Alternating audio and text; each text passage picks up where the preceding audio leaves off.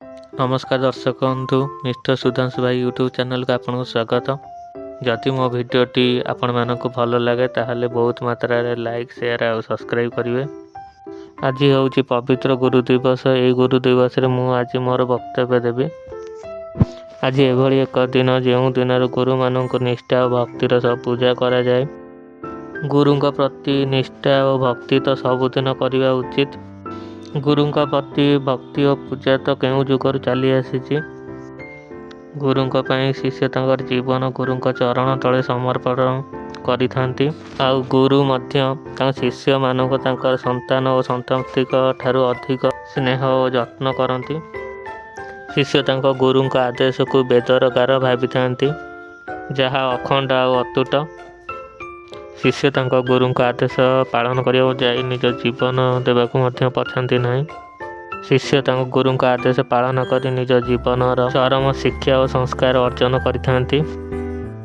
समग्र भारत वर्ष रे सेप्टेम्बर 5 तारिख को आम गुरु दिवस रूपे पालन करूँ। यही दिन आम देशर पूर्वतन राष्ट्रपति डॉक्टर सर्वपल्ली राधाकृष्ण को जन्मदिन। से जन्मदिन को गुरु दिवस रूपे पालन करने कही। पितामाता आमको जन्म देइचंती, किंतु गुरु आमको किपरि भल मनीष हेबा, सहज रास्तार चलवा, सुनागरिक हेबा आदि शिक्षा देई थांती। गोटे पिलार प्रथम गुरु तार माँ, तापर ता जीवन अनेक गुरु आसी थांती। प्रकृत गुरु आमे काहाको कहबा? प्रकृत गुरु सीए जे शिष्य को कुमार्ग आनी सुमार्ग दर्शाए।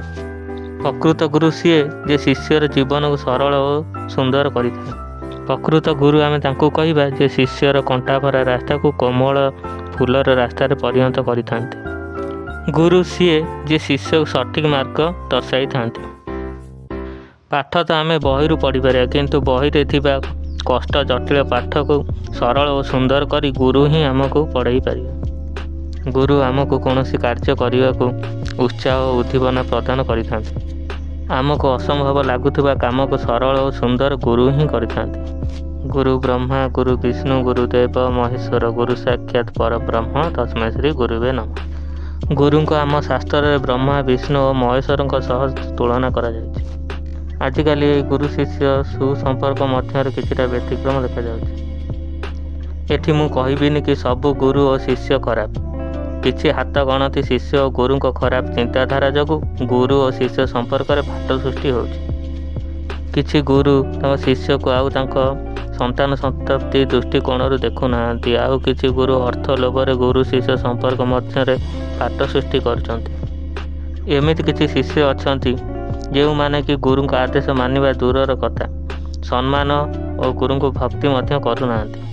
यह द्वारा शिष्य जीवन लालित माधुर्यता चली जाए। यह द्वारा शिष्य मानकर ही क्षति होउछि। आसंतु आमे समस्ते एकाठी होई से पुरातन युग को फेरी जिबा। गुरु और शिष्यर संपर्क को सुदृढ़ करी गढ़ी तोलिबा। गुरु को भक्ति और शिष्य मान को संतान संताप्ति दृष्टिकोण देखिबा। Happy teachers day.